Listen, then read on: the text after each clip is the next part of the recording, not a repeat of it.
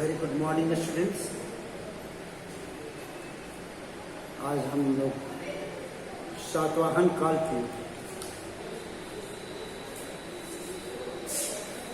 आर्थिक विकास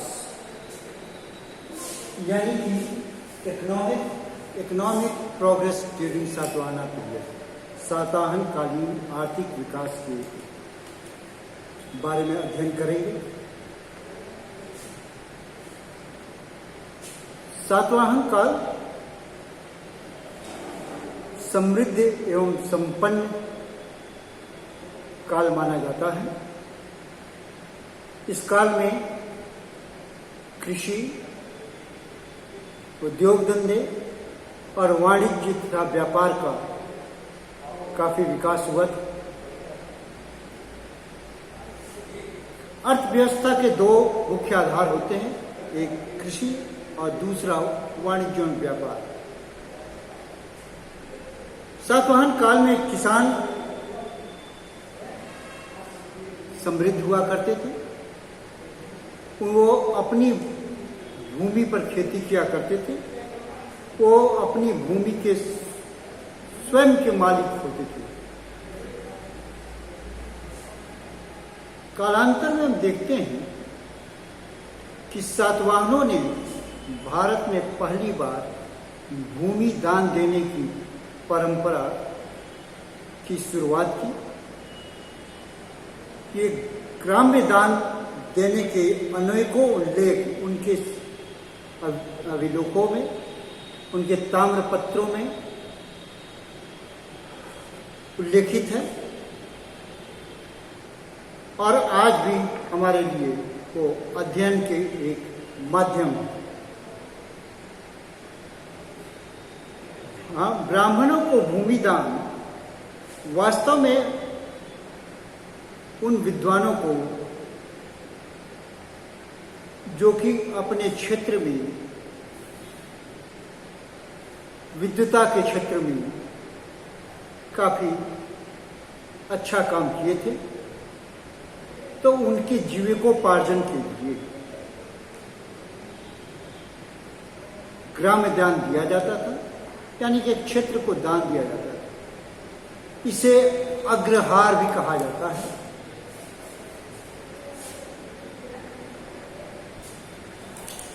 यानी कि अग्रहार वह भूमि हुआ करती थी जो राजाओं और सामंतों के द्वारा दान दिया जाता था।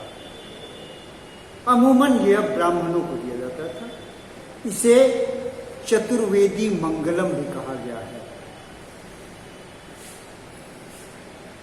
इस लैंड ग्रांट से फायदा यह हुआ कि वह क्षेत्र जहां कृषि नहीं होती थी वहां कृषि होने लगी।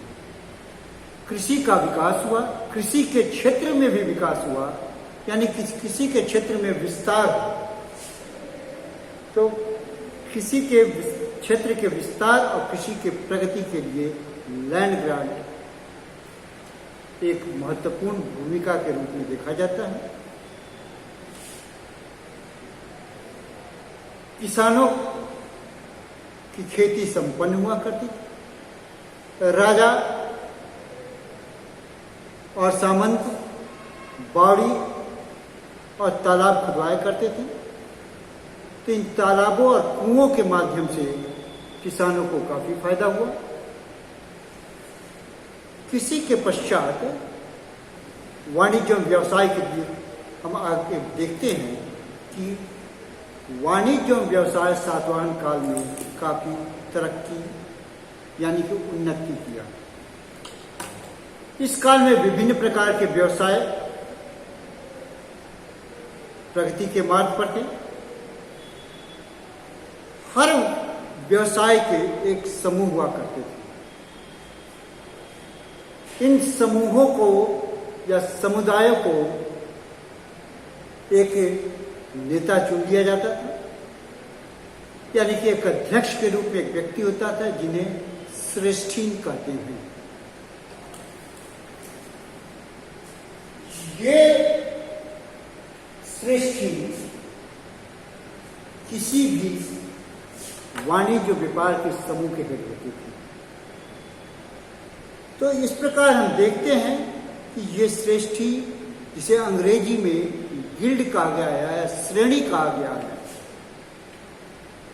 उनके ये अध्यक्ष हुआ करते थे। यानी कि श्रेणी मतलब एक वाणिज्य या व्यापार करने वालों का समूह। इनके अपने कार्यालय होते थे। इस कार्यालय को निगम सभा कहा जाता था। श्रेणी के कार्यालय यानी कि निगम सभा एक बैंक के रूप में कार्य करते थे। ये अपने समुदाय के लोगों को ऋण देते थे, उनके बचत के पैसे भी जमा करते थे।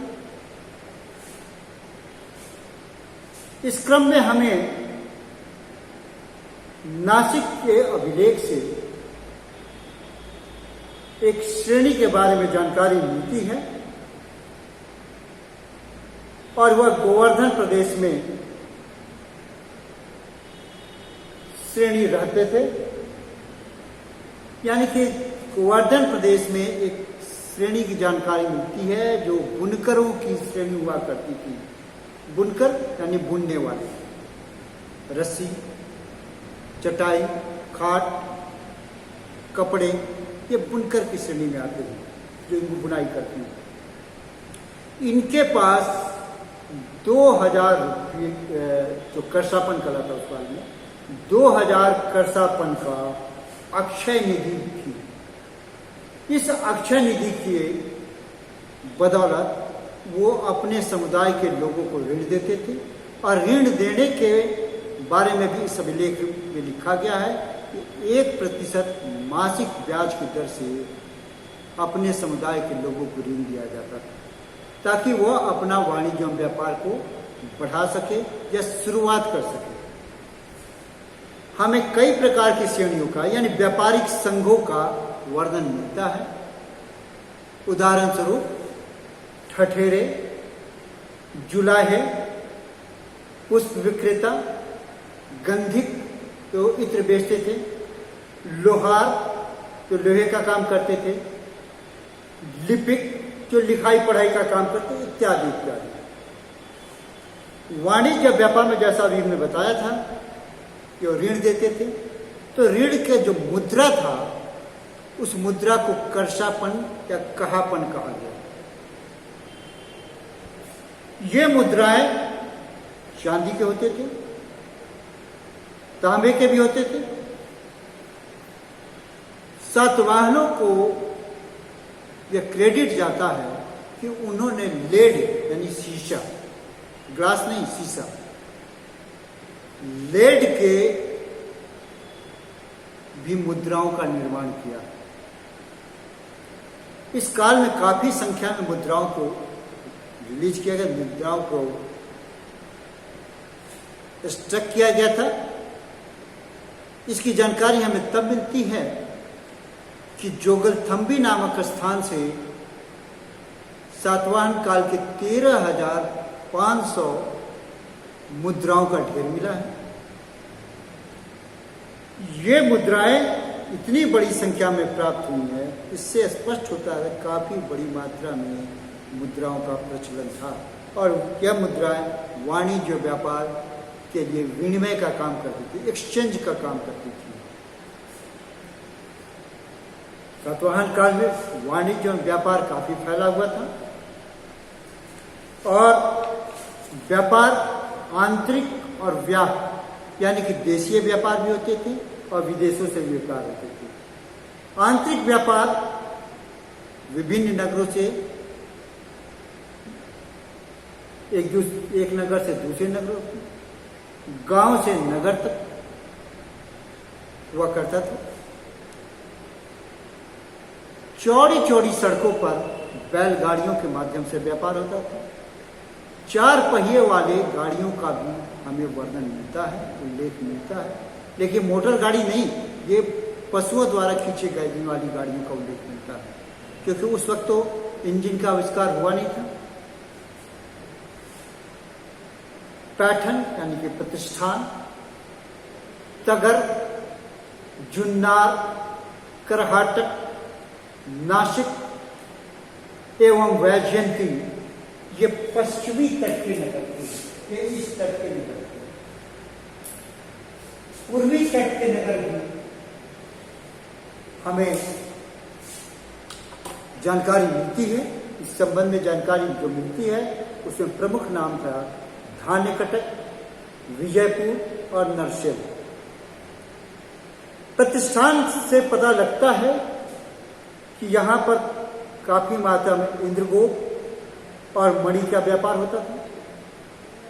तगर नामक स्थान से पता लगता है कि यहाँ पर झलमल तथा अन्य वस्त्र का वाणिज्य व्यापार होता था। अन्य स्थलों से यहाँ पर ये सामग्रियां पहुंचती थी और यहाँ पर इनका बिक्री भी होता था। सातवाहनों का व्यापार समुद्र मार्ग के माध्यम से भी होता था।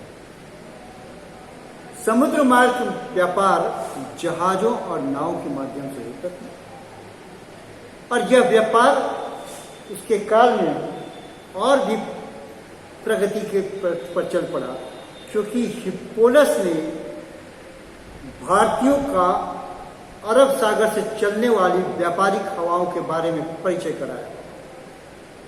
परिणाम स्वरूप अरब सागर से होकर के अरब सागर के माध्यम से, ये अरब सागर है, इस माध्यम से अरब देश में और मिस्र देश में भारतीय व्यापारी जाने लगे।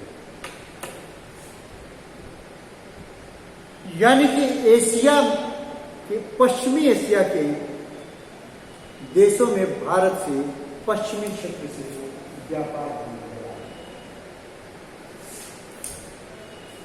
पश्चिमी तट के अलावा पूर्वी तट से भी व्यापार होने लगा। कृष्णा नदी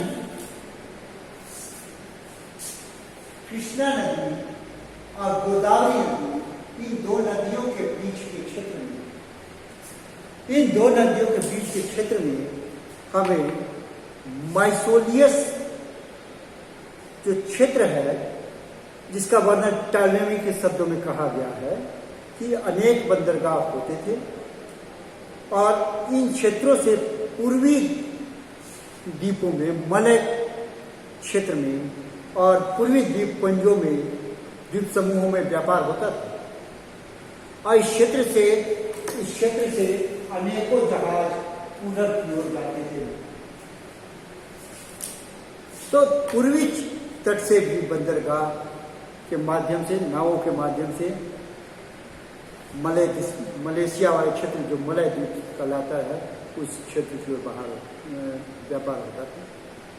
पश्चिमी क्षेत्र से जो व्यापार अभी जिसकी मैंने चर्चा की, उसके कुछ प्रमुख व्यापारिक नगरों की हम चर्चा करेंगे। पश्चिमी तट पे 3 प्रमुख व्यापारिक नगर थे। एक था बेरी गाजा, जिसे भृगु कच्छ कहा गया है, दूसरा था सोपाड़ा और तीसरा था कल्याण। बेरी गाजा यानी कि भृगु कच्छ ये नर्मदा नदी के मुहाने पर था। बेरी गाजा की पहचान भृगु कच्छ और आधुनिक भड़ौच के रूप में की गई है। यह नर्मदा नदी के मुहाने पर स्थित था, तो यहाँ पर नदी मार्ग से भी सामान आ जाते थे और यहाँ से समुद्र मार्ग के द्वारा भी व्यापार होता था और यह बंदरगाह बहुत ही ख्याति प्राप्त बंदरगाह था। यहाँ पर ईसा की प्रारंभिक सदियों में विदेशों से प्रचुर मात्रा में व्यापार होता था और यहाँ से जो व्यापार होता था वह रोम तक के क्षेत्रों में व्यापार करने के लिए नावें जाया करती थी।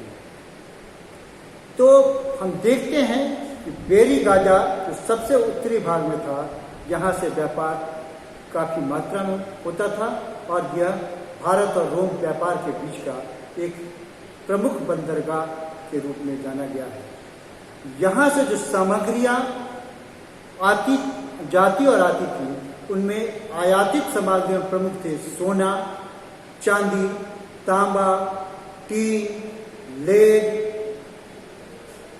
कोरल यानी मूंगा, पुखराज यानी टोपाज और मीठा तिपतिया वाले पौधे इस भड़ौच यानी भृगु कच्छ से आयात के रूप में, सामग्री के रूप में यहाँ पर आते थे, जिन्स के रूप में आते थे। और जो यहाँ से बाहर की ओर जो जाते थे सामग्री, उसका भी हमें वर्णन मिलता है, जो हम पाते हैं कि यहाँ से किस तरह के हाथी दांत के सामान, मसाले और इत्यादि इत्यादि जाते थे, कपड़े, मलमल इत्यादि जाते थे। इसी प्रकार सुपारा, जिसका वर्णन हमें टॉलेमी के विवरणों से मिलता है, उसमें पाते हैं कि यह 55 किलोमीटर आधुनिक मुंबई से ऊपर की ओर था, जो थाने डिस्ट्रिक्ट में पड़ता है। यहाँ से बंदरगाह से काफी मात्रा में सामग्रियां विदेश से जाती थी, जिसका वर्णन हमें तत्कालीन समय के बुद्धि और बौद्धिस्ट ग्रंथों में मिलता है। यानी कि बौद्ध साहित्यों में भी इसका हमें वर्णन मिलता है।